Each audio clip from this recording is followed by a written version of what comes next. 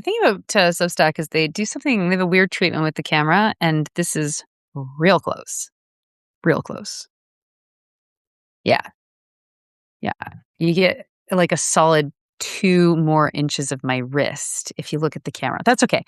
Hi, everybody. I just finished doing a radio show out on the West Coast called Bull of Oz. And thanks to Miriam and Al Noor for having me on. If you're, it was live. So, there we go.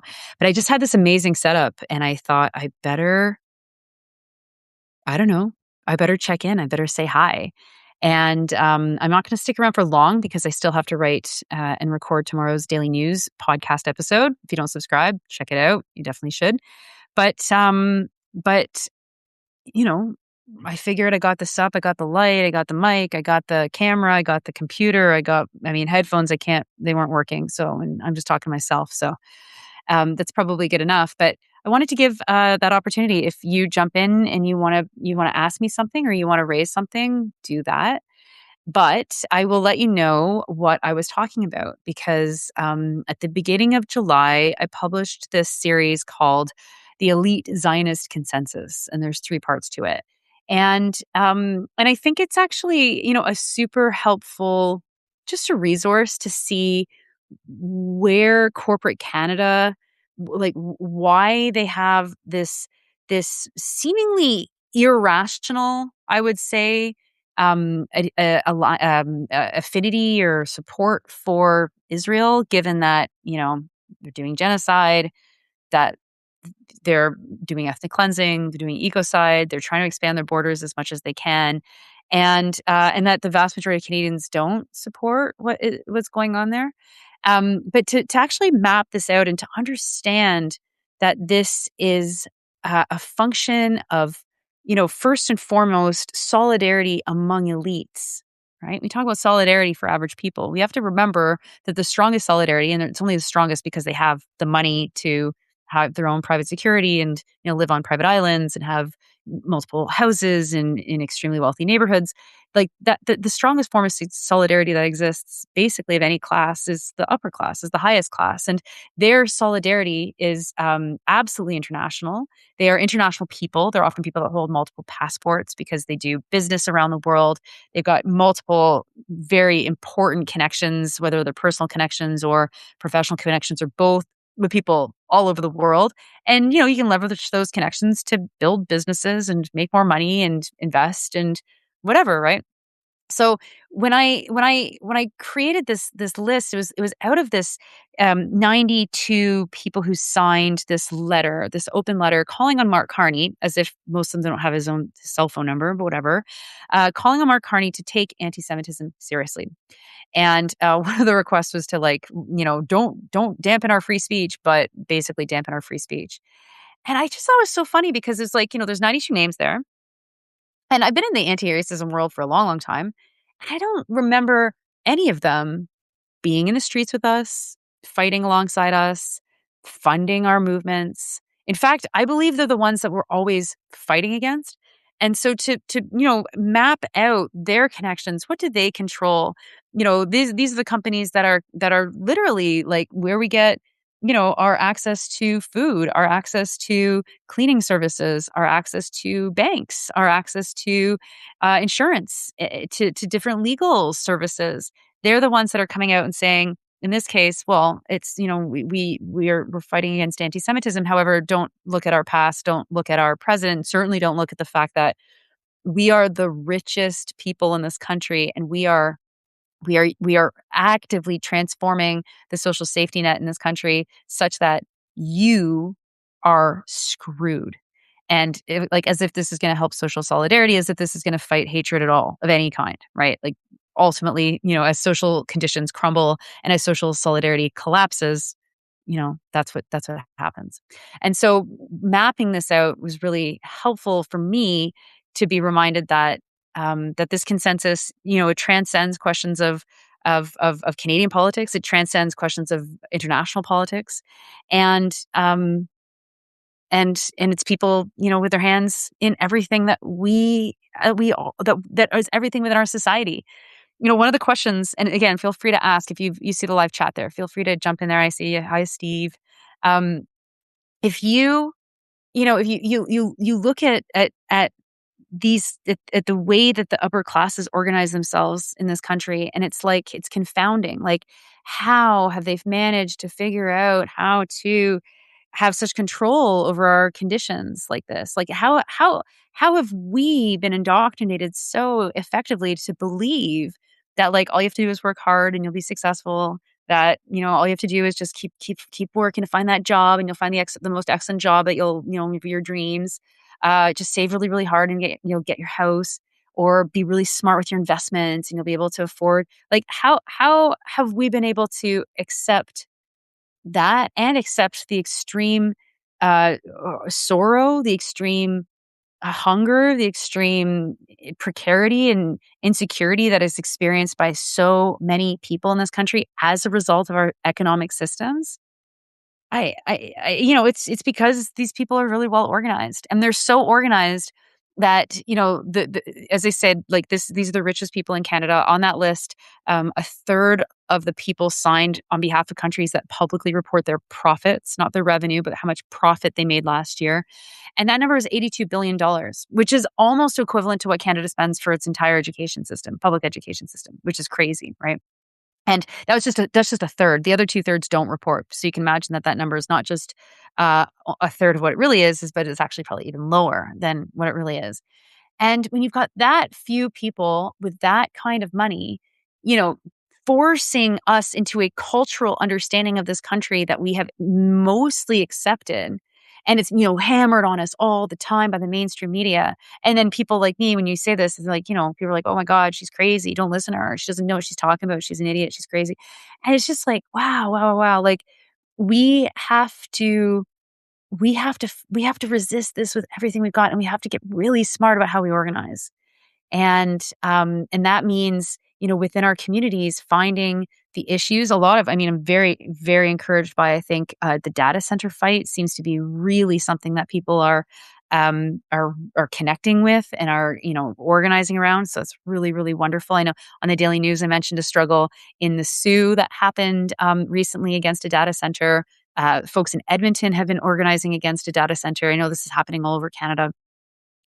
But I think, like, we have to, wherever we can, talk with people around us and remind them that this system is maintained through, a million invisible control mechanisms from the most wealthy in Canada, all across society and all different aspects of it. And it filters down into our workplaces and into our communities in different ways, like, silencing certain people in certain ways, or attacking people in certain ways, denigrating people in certain ways. And it's all part of trying to get us to be in line, to not resist, to accept what is objectively unacceptable. And worse than that, actually get us to defend a system that is absolutely unacceptable. I don't see anyone asking me anything, and I'm not, I don't think I'm going to open up CBC and just kind of read, read the news and tell you what I think. So unless anyone has any questions or whatever, I'll give you a bit of an update on my own work. In the last summer, the summer I've been taking it a bit easy. So there's a lot of people that are waiting on me for stuff on stories. I'm hoping to get a story out this week that I have not been working on, but I should have been working on it. It's just the summer, kids are home. I'm feeling like I got to relax, like, as much as I can. But I have that will be coming out soon. It looks like I might be writing something soon for a magazine that I'll talk about later on. If that comes through, it'll be really fun. It'll be a bit of a departure from my regular stuff.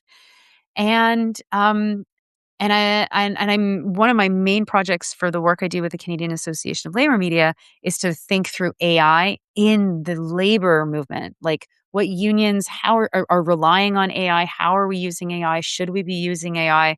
I certainly have very firm opinions on this. Not everybody shares those opinions. And so we're going to be writing a paper that we'll be publishing for, broad use. Hopefully, if you're part of a union, you'll find it helpful, based on conversations that we helped to coordinate back in June in Regina. Steve has a question. Where were these people when members of the Freedom Convoy were waving Nazi and Confederate flags? Yeah, well, I mean, first of all, I will note that I grew up in a town in Southern Ontario where the high school's logo was the Confederate flag until 2002, Georgetown, Ontario, Georgetown High. I didn't go to Georgetown High, but if I did, that would have been my flag. That this is the thing, and this is why when we're talking about anti-Semitism and fighting anti-Semitism, you have to you have to listen to how people talk about it. Are they talking about this hatred as being exceptional, completely different than any other kind of hatred within society, some sort of special hatred that deserves some kind of special approach, let's say? And if they're talking about it like that, given what's happening in Israel right now, and given the fact that, our 1%, our politicians by and large are supporting what Israel's doing, then we have to see that as being shadow boxing for a totally different issue. And the reason why we have to see it as that is because when you look at hatred based on religion in Canada, there are patterns across the far right that don't differentiate really between who they hate. They basically hate anybody who's not Christian, and how they hate them is expressed in different ways. But it's often coming from the same voices, the same perspectives, the same people, right? And this is where the rise on the far right is a real concern, because if you're looking at who is pushing Islamophobic narratives, who is pushing anti-Semitic narratives, who's pushing, I mean, we can talk about transphobic and homophobic narratives and misogynistic narratives. The most organized people, the most dangerous people are the far right. And then you get more mainstream voices that sanitize what is being said by the far right into mainstream conversation. There's a good example of this being having, there was just a podcast with a former prime minister's son and a columnist at the National Post talking about how we should be proud that Canada is like the best liberal democracy. No, what I just said is like not even as hatred or as inflammatory. Basically, they're calling for like a white ethno state, right? And being proud of saying that there's nothing wrong calling for a white ethno state because white people have, built all these things that they think are great. And this is being broadcast mainstream. So when we talk about different kinds of religious hatreds, we have to make these combinations and these connections between what is happening on the ground, where are these sources of extreme hatred coming from, and what is the narrative? Because if you're going to try and fight anti-Semitism in this country and not also fight other kinds of religious hatred, you're going to miss the mark, like majorly. I mean, the only deadly attack that's ever happened in a house of worship in Canada happened in a mosque. It happened actually close to where I live. And there's a reason why the shooter chose the mosque. And it's well known. You can read the 6 hours of the judge's opinion that sentenced the guy that goes through all of this. And so these things are connected. And if we don't treat them as being connected, we have to ask why. And oftentimes, if it's coming from a group of billionaires who, of course, as you say, Steve, where were they for these moments where the far right was on the march? The answer is they're profiting from it. They're profiting from it in any way that they could, in the same way that they profit from other kinds of misery, other kinds of social solidarity falling apart. And so, and to be very clear about what I mean by they're profiting off of it, these are the companies that are, oh, your healthcare system, we'll just give you telehealth services and we're going to make a lot of money off of it. Oh, your house just burned down or was flooded because of wildfires. We're going to give you insurance services, but we're going to make sure that we make a lot of money off of it. Oh, you need a new bank account. But you have to go in overdrive. You're going to have to pay us $35 every single time because we have to make $12 billion off of your misery. So that's what I mean by that. Alex, what do you think unions should be thinking about right now in terms of Carney's major investments in the defense industry? I worry about this more and more as more and more jobs get rooted in industries like weapons manufacturing. This is, I think, the big question. This is the $1 million question for labor, especially the private sector labor unions that depend on manufacturing jobs.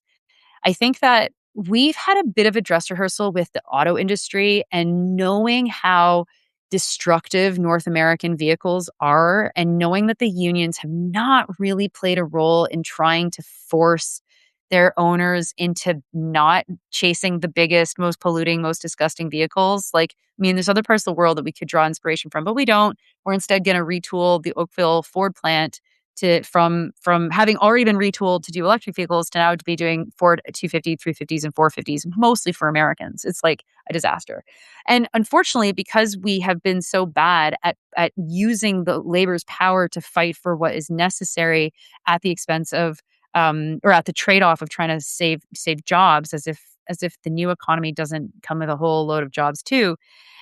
We have no practice of actually fighting against these kinds of new industrial policies, um, because, in the case of the defense industry, because it's frankly immoral, right?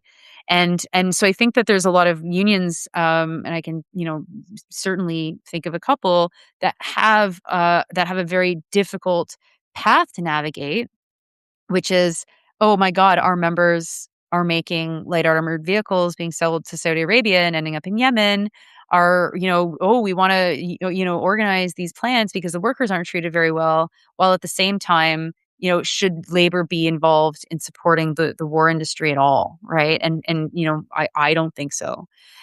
Now, I have to say, I haven't seen any debates about this. I haven't really seen labor leaders discussing with themselves. And I'm not around like the Canada Council table of the CLC, obviously.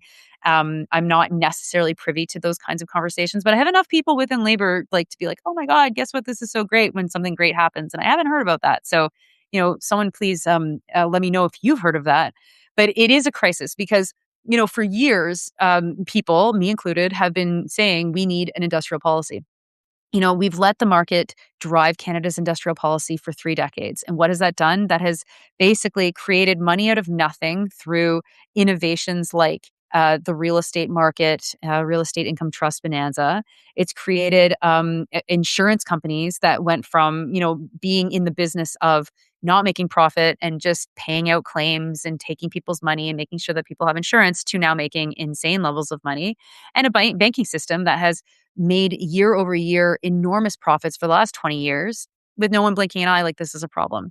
So that's like, that's on like the technocratic side. Then you have the resource extraction side, which is like obviously boom and bust, obviously not sustainable, obviously terrible for the planet, obviously doesn't create very good jobs because the jobs are as precarious as the industries themselves. And again, we have just allowed industry to do its own thing. So if you don't have a labor relations, an industrial relations strategy, then you're leaving it up to the market to determine what to do. Now we have a guy walking into the office, into the office of the prime minister, saying, actually, you know what, the industrial relations strategy is going to be defense, and this is a trend that is happening across, liberal democracies in the West.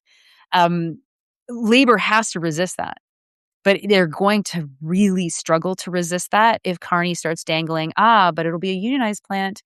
And I think that we have to be much more clever than to say, oh, okay, well, if it's unionized, then we'll support it. And it's just like, it's not the case that these companies are going to be built, these factories or these industries are going to be built no matter what. And it's better that they're unionized. We have to be very critical of unions that see this as a bastion of union dues and of a place where you should organize the workers because, of all the reasons that workers should be organized, while also just relying on those industries because then they become very much part of the problems. But if you listen to Phil Oakes, I mean, this is exactly the same kind of things that were happening in the 1950s and the 1960s with unions. So this is not a new struggle.